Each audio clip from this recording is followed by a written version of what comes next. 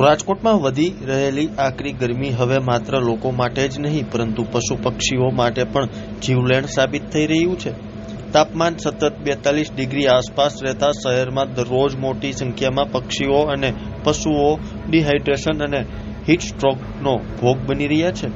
Animal હોસ્પિટલમાં રોજના આશરે 100 જેટલા કેસ નોંધાઈ રહ્યા છે, જ્યારે પક્ષીઓના મૃત્યુ દર પણ નોંધપાત્ર વધારો થયો છે।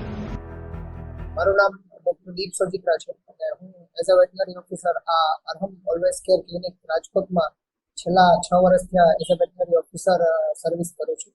અત્યારે આપણે સૌ જાણીએ છીએ એ રીતે તડકો ખૂબ જ વધારે થઈ રહ્યો છે। બપોરના સમયે તાપમાન આપણે જાણીએ છીએ એ પ્રમાણે રાજકોટમાં ખાસ કરીને 43-44 ડિગ્રીને પણ પાર ઘણી વખતે થઈ જાય છે। તો આજે સખત ગરમી પડી રહી છે અને હીટ વેવના કારણે પશુ પક્ષીઓમાં પણ માણસની જેમ હીટ સ્ટ્રોકના કેસ બહુ વધારે જોવા મળી રહ્યા છે।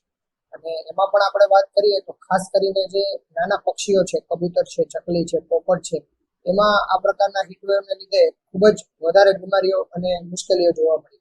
સામાન્ય રીતે જે હીટ સ્ટ્રોકના કેસ આપણી પાસે આવતા હોય દર વર્ષે એના કરતા આ વખતે આપણે જોઈએ તો 30-40% જેટલા કેસનો પણ વધારો છે અને સખત હીટ પડવાને કારણે લગભગ 20-25% જેટલો મૃત્યુદરમાં પણ વધારો છે।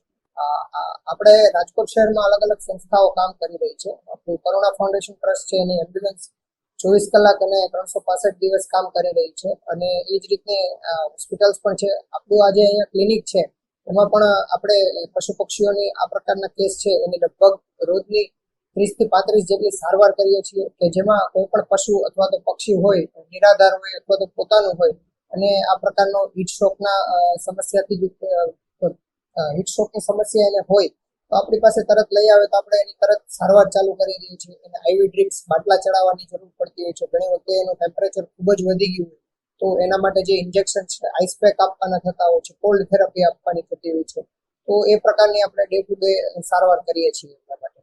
સામાન્ય રીતે રોજનો આપણો આંકડો છે એ 150 થી 200 જેટલા પશુ અને પક્ષીઓ બંને થઈ અને એટલા કેસ પર ડે ના થતા હોય છે। આપણે બધા જ લોકો જાણીએ છીએ એવી રીતે આપણી આજુબાજુના પશુઓ અને આવા પક્ષીઓ ઘણી વખતે આપણે બીમાર હાલતમાં દેખાતા હોય છે।